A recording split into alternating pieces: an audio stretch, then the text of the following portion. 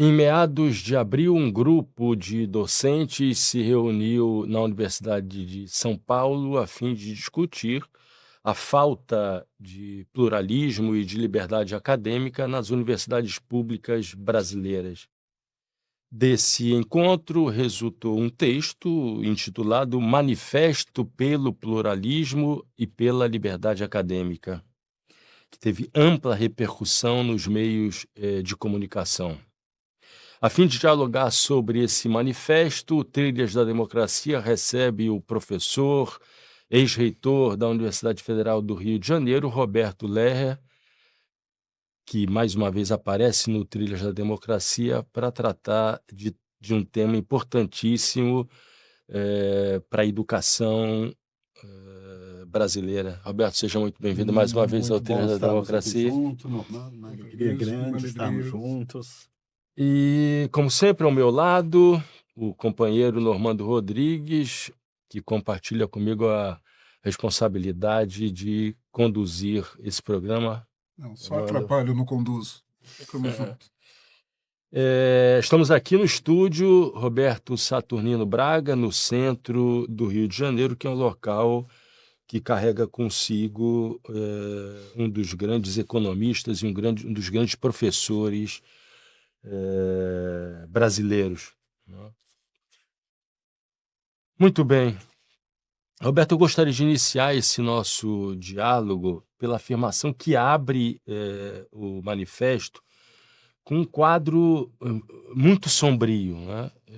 Se eu não vivesse há 40 anos na universidade, seja como aluno de graduação, de mestrado, doutorado, professor, pós-doutorando, né? Eu diria que é horripilante a situação da universidade pública brasileira hoje.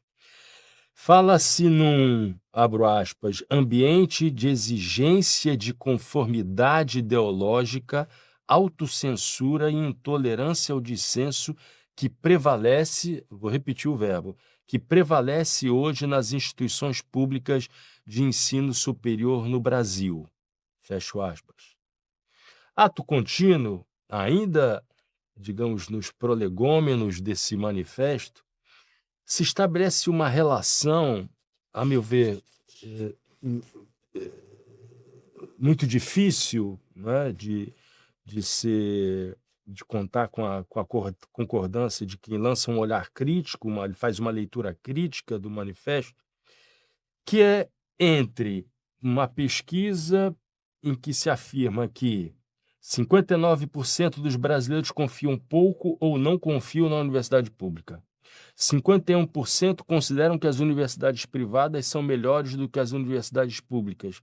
E 54% acreditam que a universidade pública promove mais ideologia do que ensino de qualidade.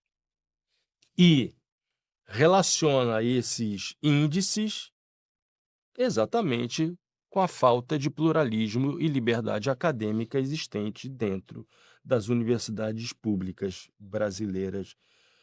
Roberto, eu queria te escutar a respeito desses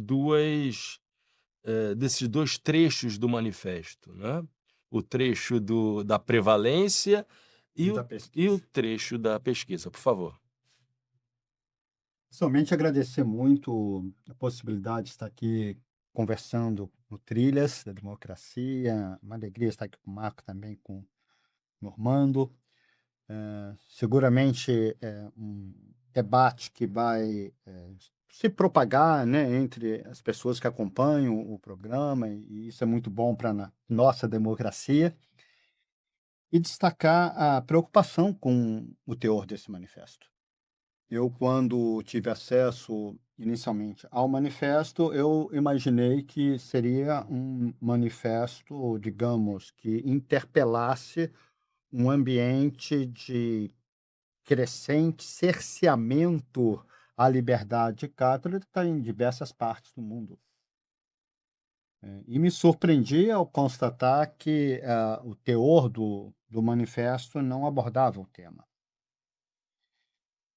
É preocupante o fato de que é um manifesto lançado num espaço muito simbólico, para a democracia na universidade, que é a Maria Antônia, que foi um dos espaços de resistência em que estudantes da Mackenzie se confrontaram, inclusive, com arma com os estudantes, no período da ditadura, e, portanto, Maria Antônia fica com uma aura de ser um lugar de defesa da democracia, da concepção democrática de universidade, e me preocupa bastante o fato de que este manifesto tenta, digamos, se apropriar desta trajetória e dessa imagem para defender propósitos e objetivos que são muito distintos do que, digamos, foram as lutas de Florestan Fernandes e outros naquele contexto das lutas pela democracia na Maria Antônia.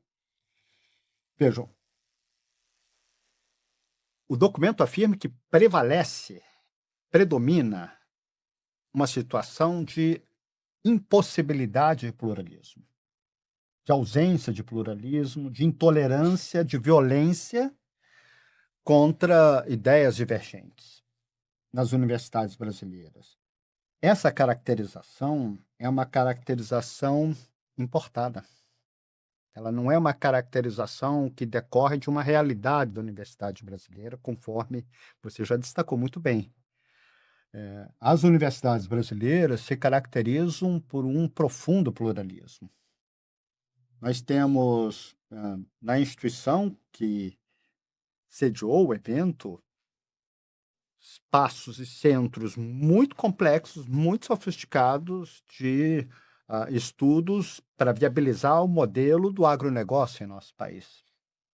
Aliás, a história do agronegócio no Brasil não seria a mesma sem esses centros de pesquisa, não só da Universidade de São Paulo, mas também de outras universidades federais. Mas, ao mesmo tempo, nós temos na mesma instituição grupos e pessoas que trabalham temas da licenciatura do campo com o movimento sem terra. Então, há uma coexistência de miradas, perspectivas sobre o conhecimento e sobre os fins da universidade. Da mesma maneira, nós vamos encontrar em qualquer espaço acadêmico das nossas universidades coexistência, por exemplo, entre estudos de economia numa perspectiva neoclássica e pessoas que estão investigando temas da economia com uma perspectiva estruturalista, pós-estruturalista, marxista, enfim. Isso caracteriza a universidade brasileira. Em qualquer campo nós vamos encontrar esse pluralismo.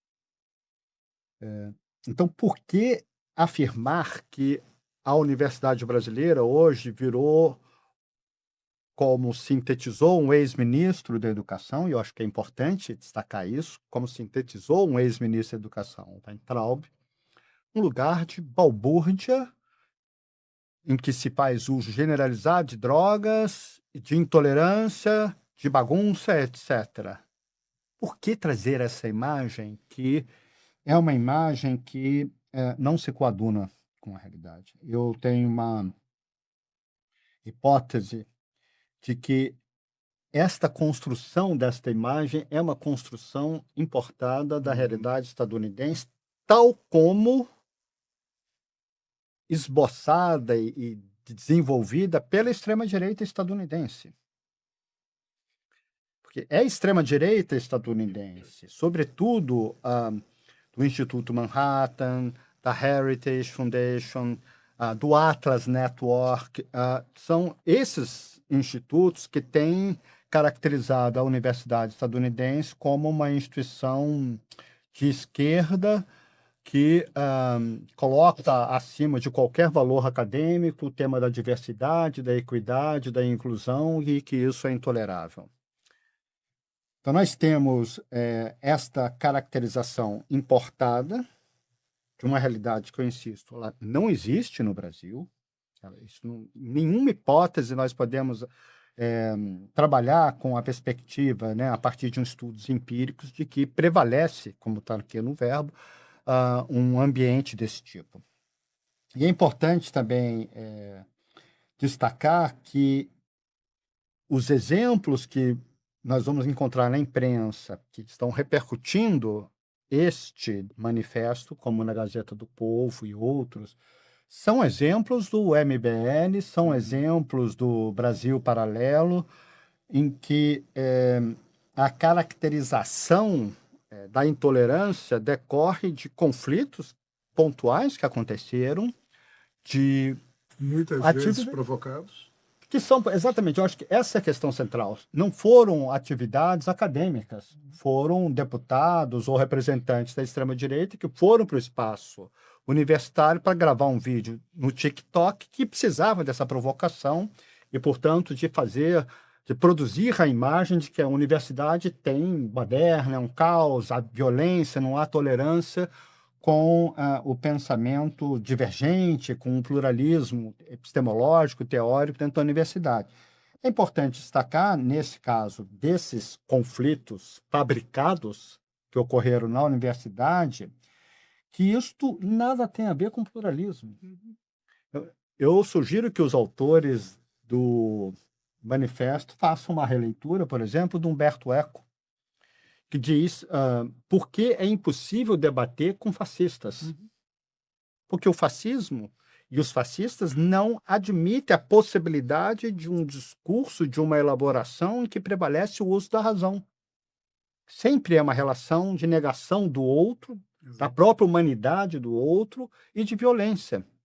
Portanto, essa caracterização do conflito, como se esses vídeos de TikTok fossem uma expressão da ausência de pluralismo, é uma imagem interessada, é uma imagem fabricada que me parece que tem a ver com o apoio que este grupo recebeu do Instituto Cives, que está relacionado ao Renova BR, do Instituto Lehman.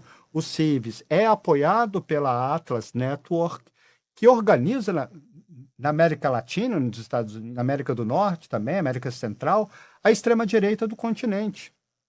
Quem organiza a CEPAC é essencialmente o Atlas Network.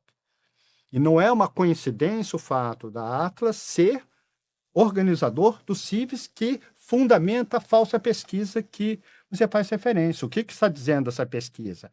A pesquisa que foi feita e organizada pelo Cives, por esse instituto, está aferindo o que é o senso comum da população sobre a universidade.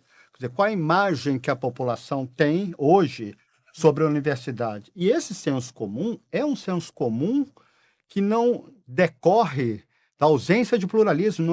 Não é possível fazer essa conexão porque a pesquisa não identifica isto. O que a pesquisa identifica, admitindo a correção metodológica, que eu não tive acesso, mas admitindo que, em termos metodológicos, ela fez uma aferição adequada, esses percentuais são as percepções que a população tem sobre a universidade, ainda assim, o que está sendo aferido é produto de uma série de elaborações que vêm construindo uma imagem sobre a universidade brasileira. Nós temos que lembrar que desde o inicinho da chamada redemocratização, nós temos a imagem no editorial do Globo, no editorial da Folha, nas matérias que saíram na Veja, enfim, uma série de meios de comunicação já vinham construindo a imagem de que, em função de greves, das lutas em defesa da democracia, etc., as universidades eram um lugar de balbúrdia. De que nas universidades privadas o professor trabalha mais do que na universidade pública,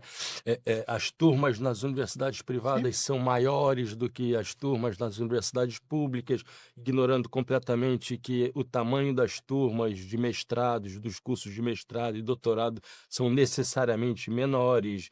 Quer dizer, tudo isso... Anualmente, essas pesquisas eram divulgadas e esses editoriais eram publicados a conta-gotas, né, quase de maneira sazonal, né, que evidentemente interferiram no senso comum. No senso comum. E isso foi intensificado com o avanço da extrema-direita no senso comum da população. À medida em que, no senso comum, disposições de pensamento que caracterizam a extrema-direita foram ganhando força, movimentos como o MBL, do próprio governo Bolsonaro,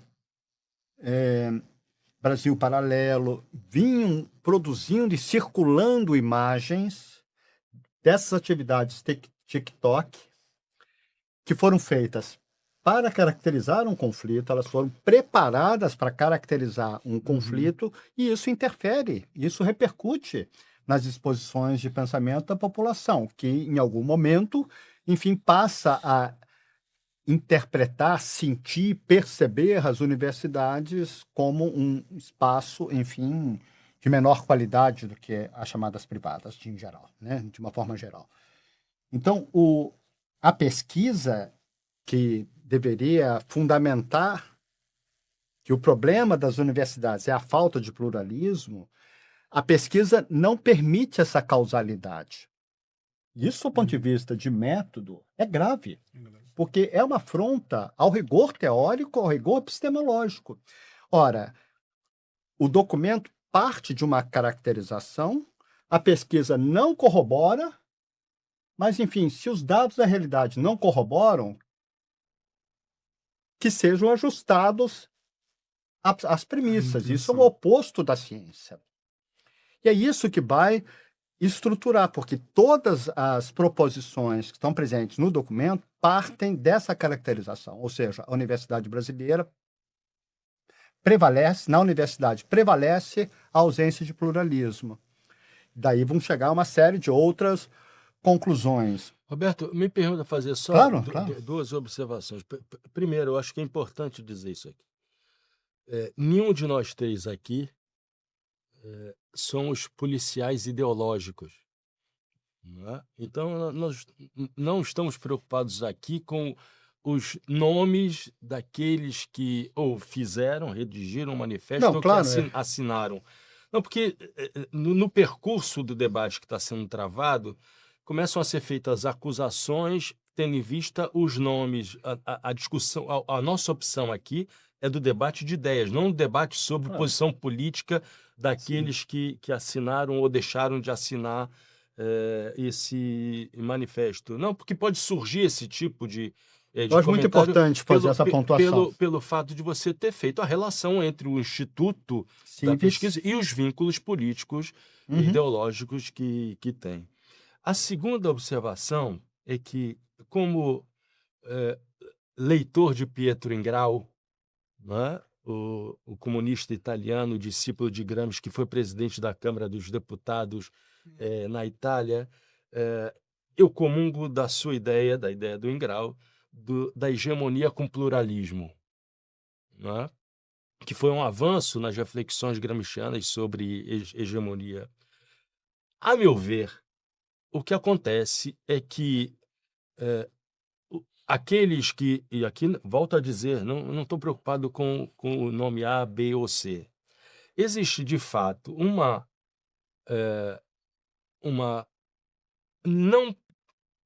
percepção e uma reação equivocada ao fato de que houve um deslocamento hegemônico dentro das universidades, né, para usar a terminologia gramsciana, da direção intelectual e moral dentro das universidades, num ambiente de pluralismo.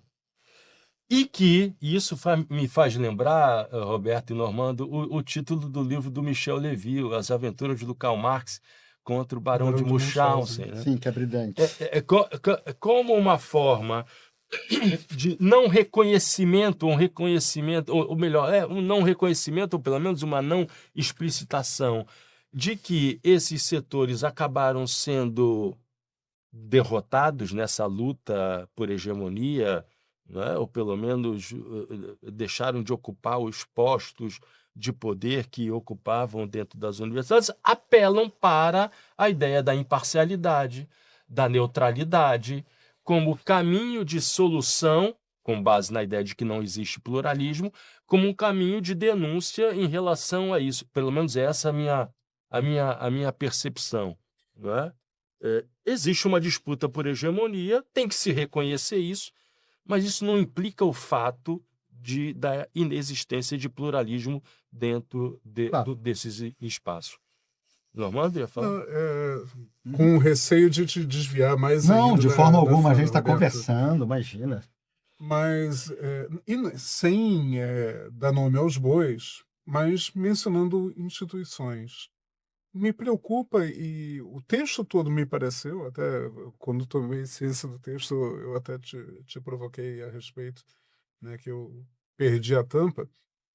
O texto todo me preocupou muito, mas vários pontos são muito incômodos, e particularmente quando compara as universidades públicas com as privadas, né? Apesar de fazer uma admissão de que não, as privadas não são melhores, etc. e tal. Eu estou fazendo isso com uma ressalva introdutória, por quê? Porque a Mackenzie, o que ela foi lá nos anos 60 na resistência à ditadura, não é o que ela é hoje, Claro. né?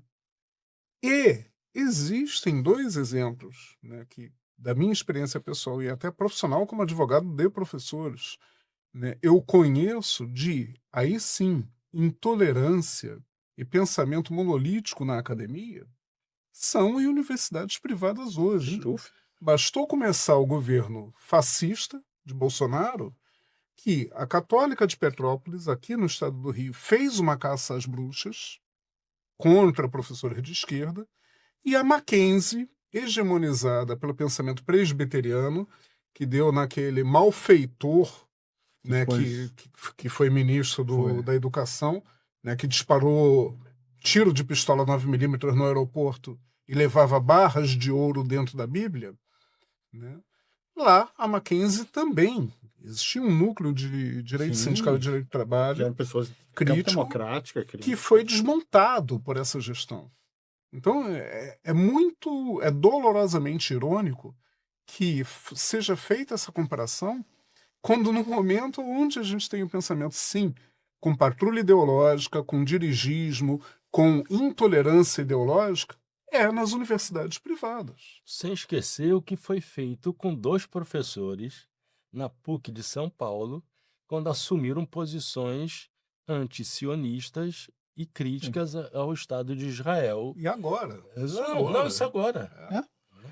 Eu acho que essa introdução ela é muito importante porque vai nos ajudando a ver a gravidade deste manifesto. E eu gostaria de reiterar, eu analisei com detalhe esse documento, mas de fato não olhei os nomes que estavam assinando, que eu acho que isso é um outro debate. Sim. Certamente muitas pessoas assinaram porque olharam o título e pensaram, bom, eu concordo com o pluralismo, também sou a favor da liberdade de cátedra, Sim, ok, quem é estamos contra? juntos.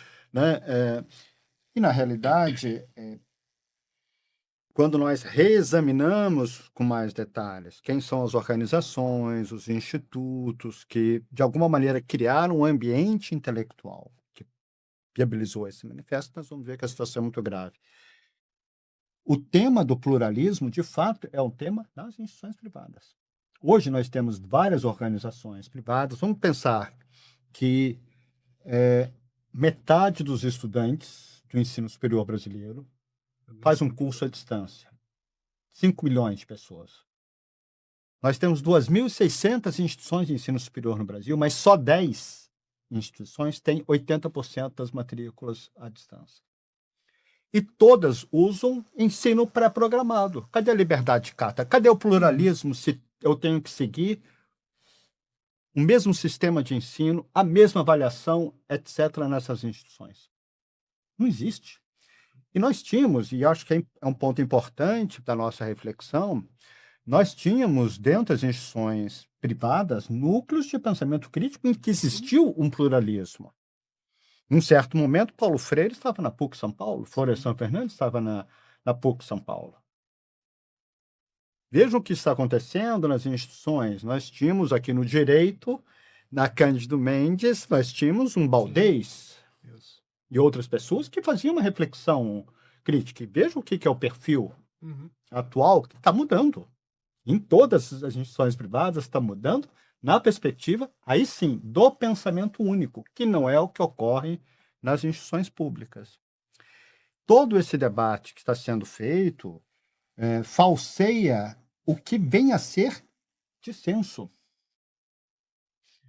Se nós estivéssemos hoje representando um setor de um pensamento liberal mais à direita, um José Guilherme Melchior, Uhum. o debate era de alto nível. Sim. O debate era de alto nível. Não teria nenhuma rusga, porque seria um debate elegante, um debate de ideias. Não obstante o que ele fez com Mariana Chauí. Sim, mas de qualquer forma, Não, isso é assim, o texto, né, a elaboração é uma elaboração política. Outra coisa é um Daniel Silveira que rasga a placa da Marielle ou outros deputados semelhantes que têm intolerância com o livro. Eu volto a Humberto Eco.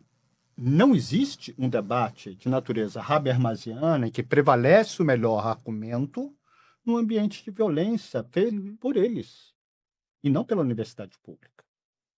Que estudantes tenham, muitas vezes, uma reação, enfim, casca de banana existe. Muitas vezes os estudantes não se dão conta de que aquilo ali era um teatrinho para fazer um TikTok. E até a motivação dos estudantes foi generosa, de dizer, nós não toleramos racismo, nós não toleramos determinadas posições que podem ser, inclusive, tipificadas como crime, como é o caso do racismo. E, Roberto, muito bem lembrado a expansão dos cursos GAD em determinados setores, como serviço social, como psicologia, Direito educação. É assustador. Eu estou falando do lugar de fala de quem leciona num departamento de serviço social que tem uma hegemonia Sim, democrática, da mas é uma teoria hegemonia. que foi construída durante décadas. Né? Sim. Quer dizer, um exemplo Um projeto ético-político foi debatido, foi refletido. Uma profissão, né? e um curso que tem suas origens no catolicismo e que a partir dos anos 60 e 70 começou a ser aberto, né, para a teoria crítica e hoje vem sendo atropelado pelos cursos EAD com concepções típicas do tradicionalismo religioso, né? Então, eu acho que houve uma espécie também de erro do alvo, né? Muito bem lembrado isso, né? Exigiria um manifesto pelo pluralismo em relação aos cursos Sem dúvida. de EAD. Roberto, eu não sei se você concluiu essa primeira parte. Concluí. Eu gostaria de entrar agora na segunda parte, que é exatamente da proposição.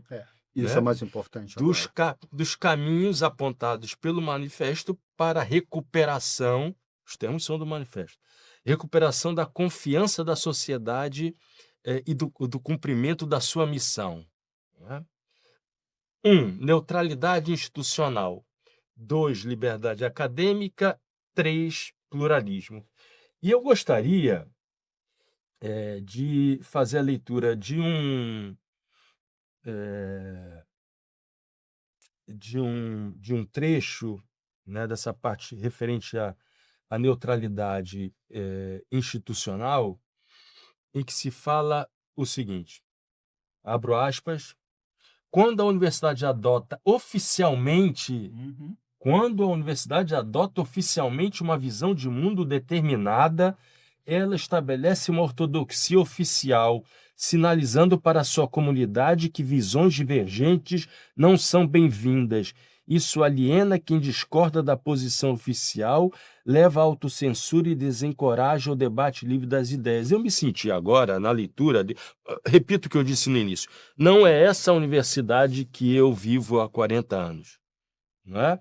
Mas quando eu li, quando a universidade adota oficialmente uma visão de mundo determinada, eu me lembrei das universidades do leste europeu, né? Onde havia adoção, havia marxismo-leninismo 1, 2, 3, 4, 5 e assim por diante.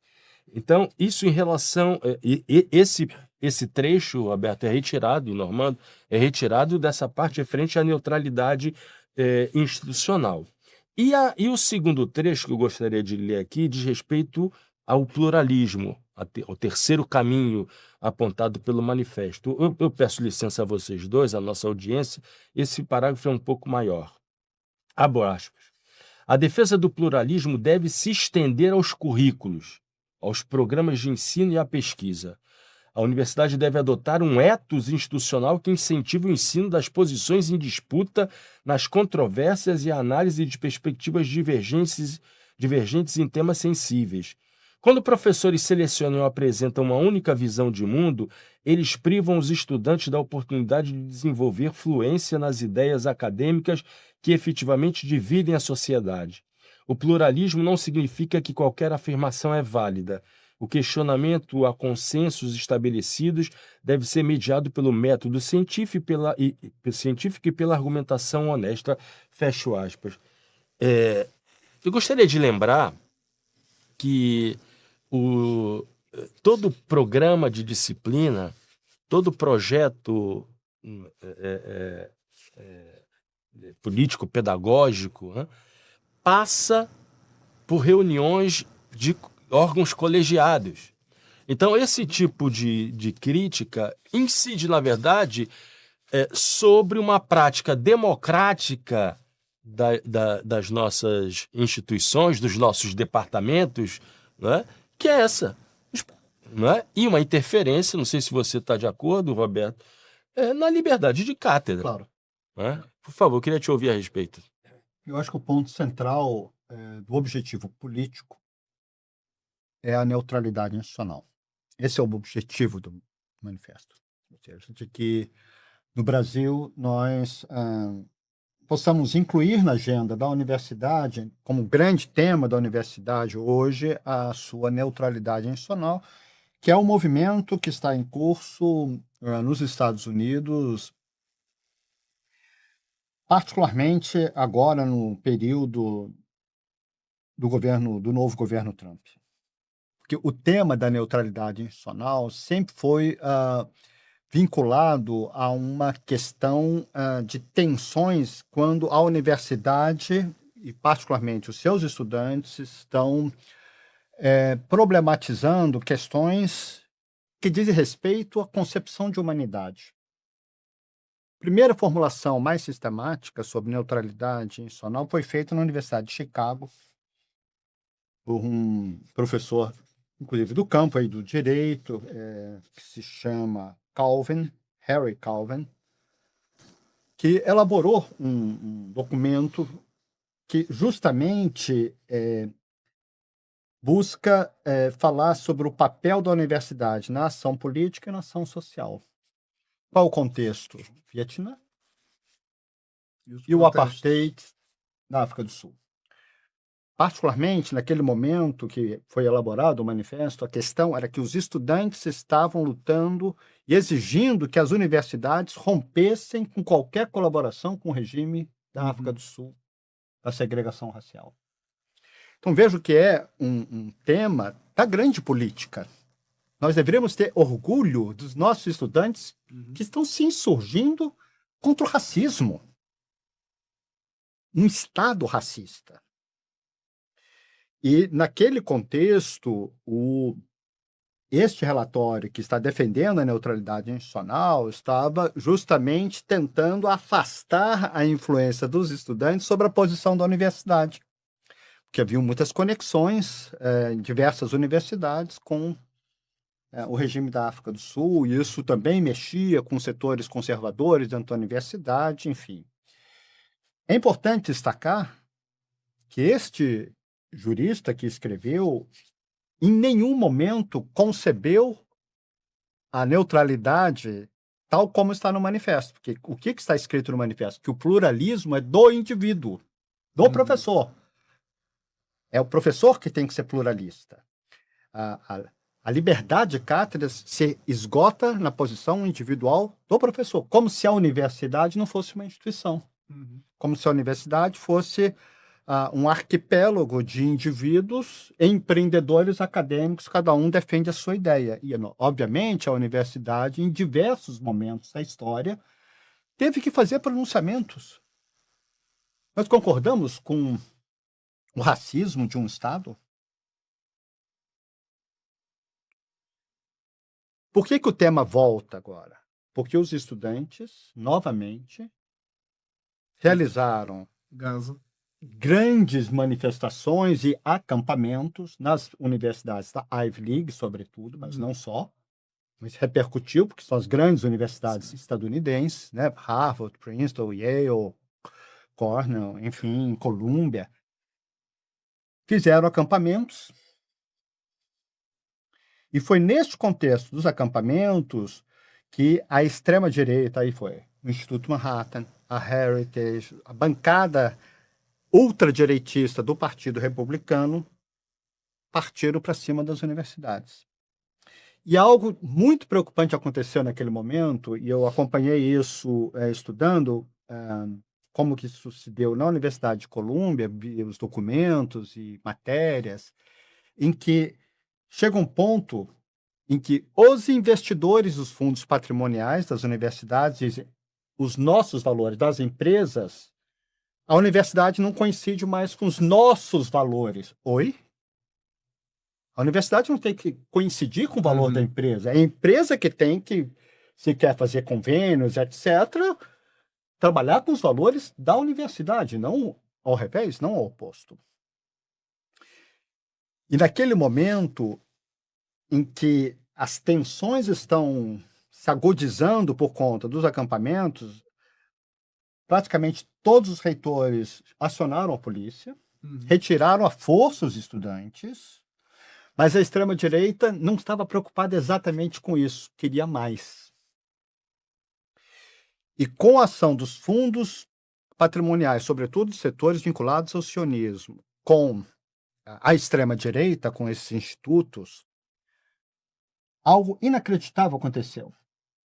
Das 8 universidades da Ivy League, 4, que eram dirigidos por reitoras, foram forçados a se demitir. As reitoras de Harvard, Pensilvânia, Columbia e Cornell renunciaram. Cadê a liberdade de cátedra? Cadê a liberdade de expressão? E, na realidade, todas elas defenderam o pluralismo. Todas elas defenderam o pluralismo. Mas o tema da Palestina apareceu. A universidade não pode adotar uma neutralidade ética. Quando temos situações de genocídio, etc., tem que ser discutido, analisado, pensado historicamente, etc. Mas a instituição universitária não pode fechar os seus olhos diante da barbárie. Nós somos na universidade, somos uma instituição de cultura, nós somos uma instituição que desenvolve um espírito de formação humana que seja generoso. E, Roberto, não apenas nos casos, é o que diz o manifesto, onde se fere a liberdade acadêmica. No manifesto se diz, olha, neutralidade institucional, com uma exceção, que é nos casos em que se fere a liberdade acadêmica. Não, tem muita coisa além. Claro. E você eu fiz essa intervenção exatamente porque você está tratando exatamente disso. Existem inúmeros acontecimentos, processos na direção da barbárie que exigem da universidade um posicionamento. Um posicionamento. Porque a universidade, quando um ex-presidente da República afirma que a cota é ruim, porque com a entrada dos estudantes negros, o nível intelectual da universidade é rebaixado, o que está sendo dito? Isso é inaceitável. A universidade não pode dizer, não, mas isso não diz respeito à nossa existência.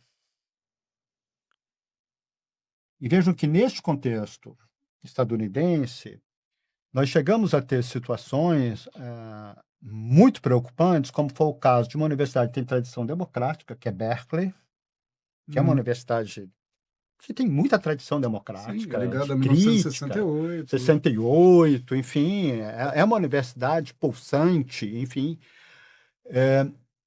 Em Berkeley, Trump corta os recursos federais, suspende todos os recursos federais, uma quantidade imensa de recursos. Berkeley tem a neutralidade institucional E, neste contexto, o governo Trump exige que todo o pensamento que eles entendem que teria sido antissemita, que na realidade era antisionista, inclusive de intelectuais judias como Judith Butler, que Uhum. é uma intelectual judia de grande prestígio mundial, enfim, que houvesse um levantamento dos professores que fazem atividades anti-americanas e pretensamente antisionistas. Antissemitas, perdão. E a universidade fez um dossiê com 160 professores, que os professores não tiveram acesso ao que estava escrito nesse dossiê e entregaram ao governo estadunidense. É alarmante demais. Isso é o macartismo. É o macartismo, exatamente. É a recuperação, é uma homenagem ao macartismo. E essa postura foi feita em nome da neutralidade institucional. Então, nós temos uma situação em que a transposição, que eu não sei com que intenção foi feita, em que contexto foi feita, mas o fato de pegar uma realidade e transpor mecanicamente para a realidade brasileira é algo muito preocupante. Porque é isso que é o problema central do manifesto. Eles querem transpor um modelo de controle e regulação da liberdade acadêmica, da liberdade de cátedra, do posicionamento institucional e do lugar das universidades na sociedade, que está sob pressão nos Estados Unidos, e querem trazer isso para a nossa realidade. Uhum. Nós, felizmente, estamos aqui lutando para recuperar e reconstruir a democracia. Na realidade, então, o movimento de construir uma política de neutralidade institucional vai no sentido oposto ao que o documento proclama, porque aí justamente nós estaremos sem liberdade de cátedra. Imagine em Berkeley hoje como que os professores e estudantes estão se sentindo se você pode ser objeto de um dossiê que você não sabe o que está sendo escrito e que foi encaminhado para o Departamento de Estado. Imagina o que é o sentimento dos professores. Imagina o que é para uma pessoa que trabalha, que se dedica à produção do conhecimento de maneira ética, engajada, o que significa você ser acusado de atividades anti-americanas porque você pensa diferente, o seu crime é pensar diferente. Claro, mas não é esse o tema do pluralismo? Então, quando há uma transposição, me lembra um pouco o Nelson Rodrigues, que dizia que muitas vezes no Brasil a gente tem alma de cachorro de batalhão. A primeira pessoa que afaga, o cachorrinho vai atrás. É o primeiro soldado que afaga o cachorrinho vai atrás. E, na realidade, nós estamos numa situação semelhante, ou seja, estamos recebendo informações e modelos de uma realidade que não se coaduna com o que nós estamos construindo como democracia, seja no Brasil, seja nos Estados Unidos. Porque também lá, essa questão é objeto de tensões, de lutas, com limites pela repressão que hoje existe em nome da neutralidade institucional. Em nome da neutralidade institucional, há cada vez mais a difusão do medo, como aconteceu em Berkeley. Mas é uma tática muito parecida com o que o fascismo faz com os Perfeito. grandes temas do liberalismo, né? Que Perfeito. vou libertar, né? No fascismo teremos liberdade. Exatamente. Eu acho que preocupa, inclusive, a mensagem para os nossos estudantes. Sobretudo. Nós podemos fazer debates sobre todos os temas e ver nuances, aspectos históricos, mas nos emociona ver estudantes que estão engajados contra políticas de genocídio de crianças, de destruição de escolas, destruição das universidades, e isso não está certo. Eu não concordo que isso esteja certo. Eu não consigo dormir diante de uma situação dessa. Quando vemos os nossos estudantes fazendo isso, a universidade tem que proteger e desenvolver este espírito crítico e humanista. Sim.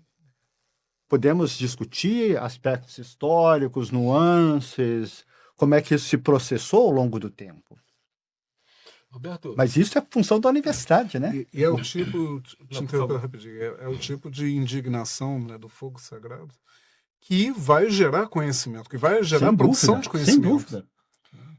E vai produzir, né, um conceito, né, a reconstrução de um conceito de cidadania, Isso.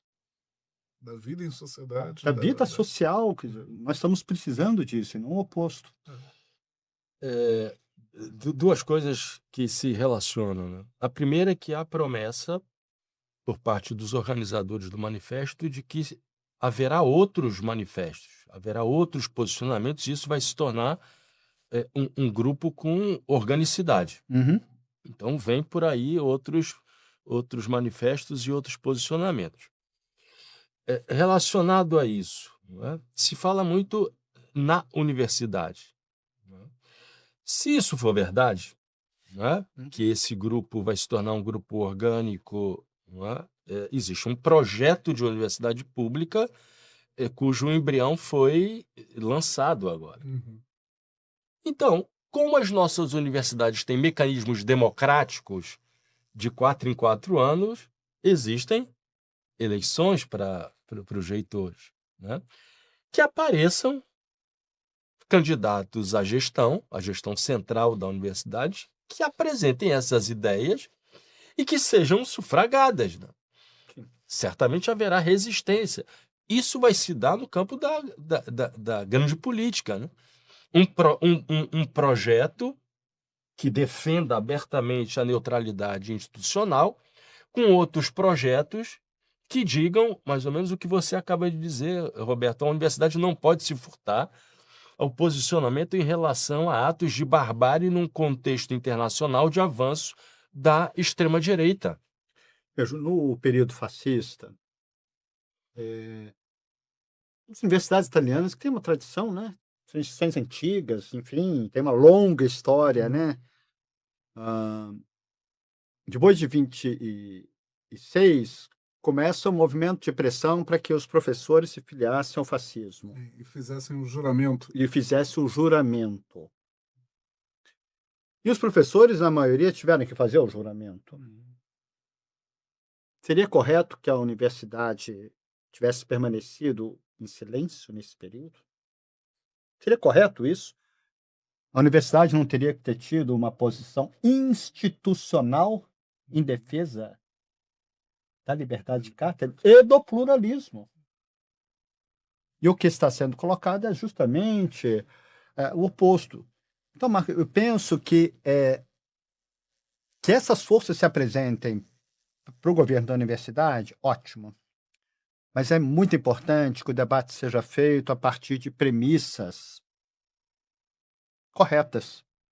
Que nós vimos aqui que este documento trabalha proposições que são falsas, usa indicadores de pesquisa que não dialogam com essas premissas, que tem outra conexão, é outra coisa, e daí tem um corolário, que é uma conclusão que reafirma o que está no primeiro parágrafo, mudando a natureza, inclusive, institucional, que é o tema da chamada neutralidade institucional, como norma da universidade, como, no mínimo, vão defender um projeto de lei de que a universidade tem que ter neutralidade institucional. Vários estados, hoje nos Estados Unidos, várias federações, estados federativos, estão procurando fazer leis que obrigam as universidades a aprovar a neutralidade institucional. Isso é uma ditadura. Isso é uma contradição. E é incrível que em nenhum momento o documento faça referência ao que está ameaçando a liberdade de cátedra, o setor privado, mercantil, não o antigo setor privado, setor mercantil, financeiro, ações da bolsa, etc. E o sucateamento das universidades públicas. As universidades públicas estão respirando por aparelhos.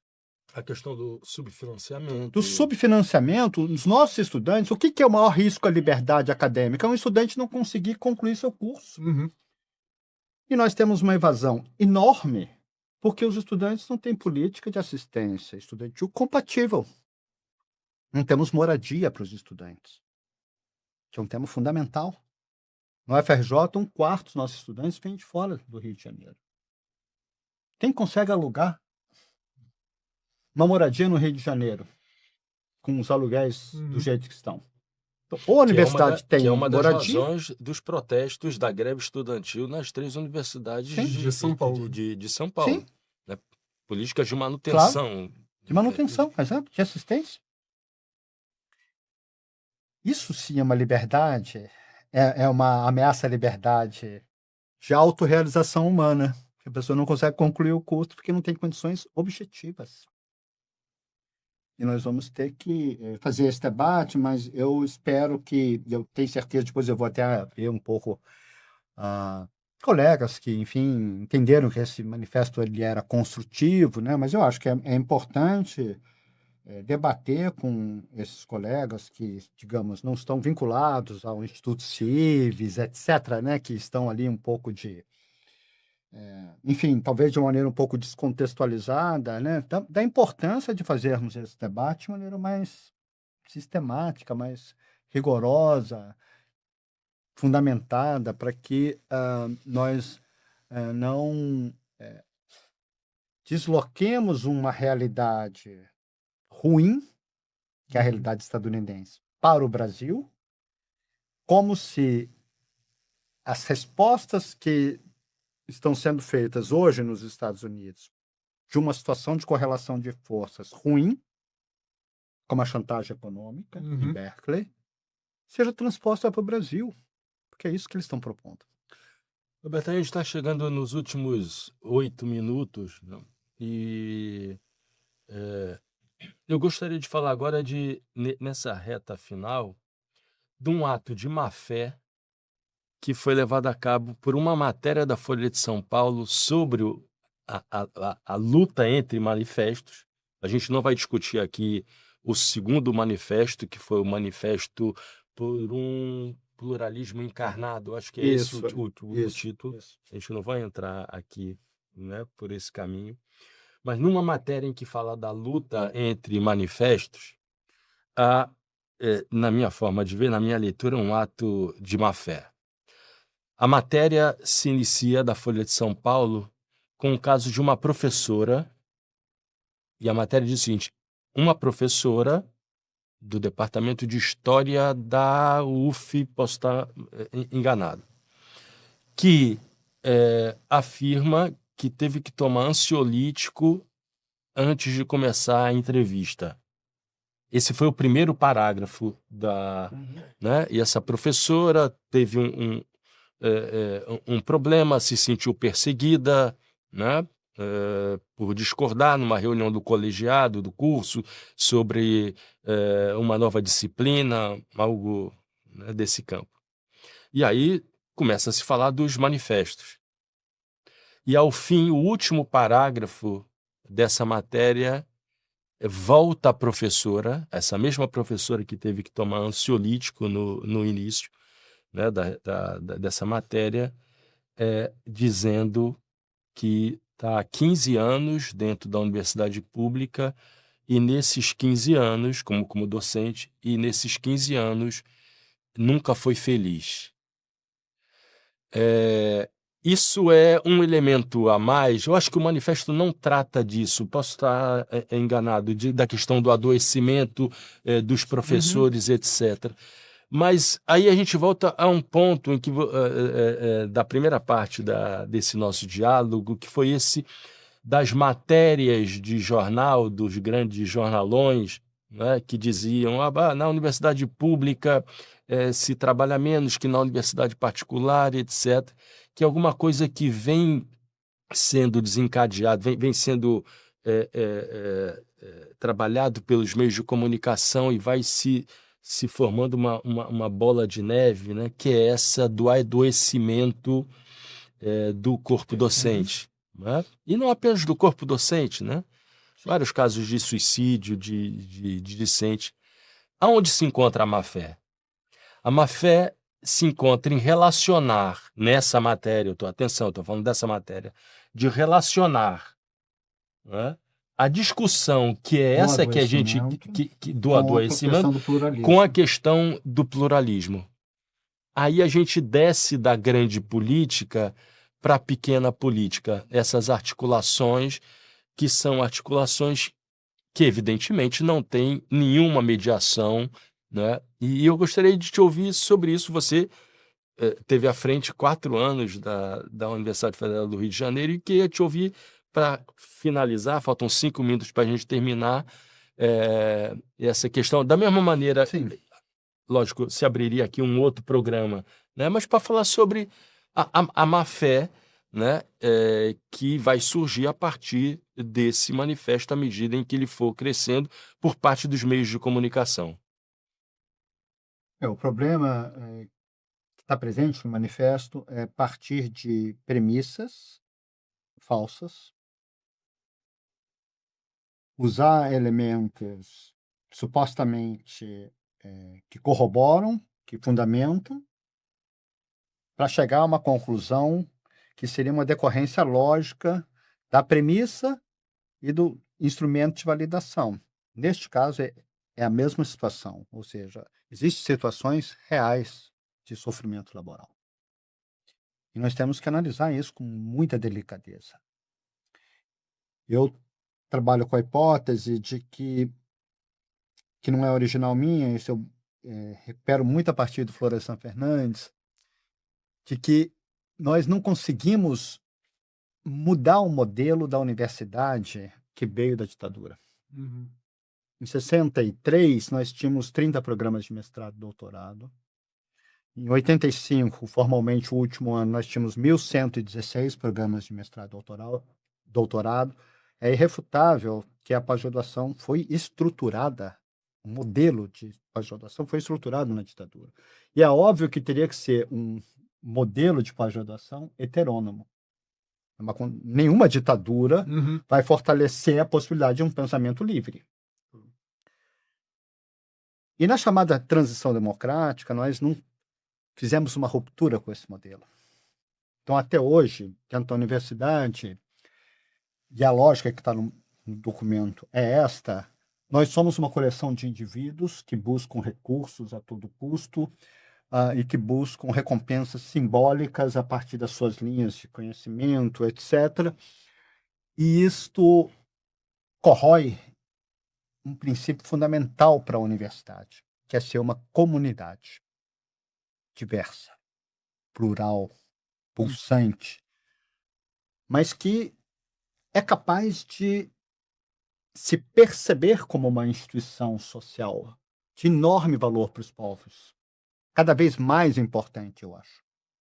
Nós estamos diante de desafios decisivos para a vida, não só para a humanidade. Vamos ter recursos hídricos daqui a 50 anos, daqui a 30 anos. A universidade tem que dar respostas para isso, tem que fazer cenários de futuro. Então, a universidade tem que ser uma instituição de natureza comunitária. E nós temos que nos perguntar por que uma pessoa está se sentindo oprimida, por que uma pessoa está em sofrimento laboral com a sua perspectiva teórica. O que está acontecendo com a universidade que nós estamos perdendo uma solidariedade intergeracional de um espaço compartilhado. Todos nós servimos ao conhecimento, estudantes, professores, técnicos administrativos. Nós temos um compromisso político, um compromisso ético com o desenvolvimento desta comunidade. E uma comunidade olha para o outro e, como destaca Saramago, né, no ensaio sobre a cegueira, Sim. não basta olhar, mas é preciso reparar, perceber por que aquela pessoa está sofrendo. Nós vamos ver que todos os editais de pesquisa, ainda hoje, são editais que valorizam e priorizam um grupo específico ou um indivíduo. Não é algo da instituição. Uhum. Então, essas mudanças que a ditadura impôs para criar uma heteronomia permanente é um elemento de sofrimento, porque justamente nós perdemos a conexão comunitária que deve caracterizar. Seria muito interessante, muito emocionante nós termos mais espaços de compartilhamento e de reflexão coletiva. As universidades têm que ter mais assembleias, a universidade tem que ter mais espaços coletivos. 3 semanas atrás eu estive na Universidade Nacional da Colômbia, onde me chamaram para fazer uma reflexão sobre a autonomia universitária, que eles estão fazendo um novo estatuto. Eu fiquei emocionado de ver os estudantes em roda discutindo o estatuto da universidade. O que é a função da pesquisa, etc., debate, argumentos, professores, argumentos, técnicos, argumentos. Enfim, a universidade tem que ser essa instituição capaz de permanentemente instituir uma nova concepção democrática de debates, de reflexões, etc. E isso que é um real pluralismo. Ali, sim, nós temos um pluralismo pulsante, porque é um pluralismo que está em debate. E eu lastimo muito que uma oportunidade esteja sendo perdida de nós fazermos um debate importante sobre a universidade, sobre a função social da universidade, no momento que as universidades estão sendo tão maltratadas, tão duramente maltratadas. Nós estamos numa situação orçamentária que, grosso modo, os recursos discricionários das federais já é a metade do que existia em 2015. E que já era... Que já era péssimo, estamos com a metade. Então, as universidades estão se desmanchando. Não é só destruindo, estão desmanchando. Então, estamos perdendo uma oportunidade de debater o tema central. Roberto, você está convidado nas próximas semanas para um programa em que a gente possa discutir essa questão. Espero que você aceite. Vamos estar juntos sempre. Roberto, muito bom. Muito bem, bom, Roberto. Ótimo muito estar bom. aqui com vocês. Muito obrigado pelo todo o apoio. O Trilhas da Democracia de hoje dialogou com o professor, ex-reitor, esse sim magnífico, da Universidade Federal do Rio de Janeiro. Não percam amanhã, às 15 horas, no Trilhas da Democracia Dominical, uma entrevista com Danilo Enrico Martuccelli, que acaba de lançar o livro O Golpe do Impeachment e os Conflitos de Classe no Brasil. Não percam.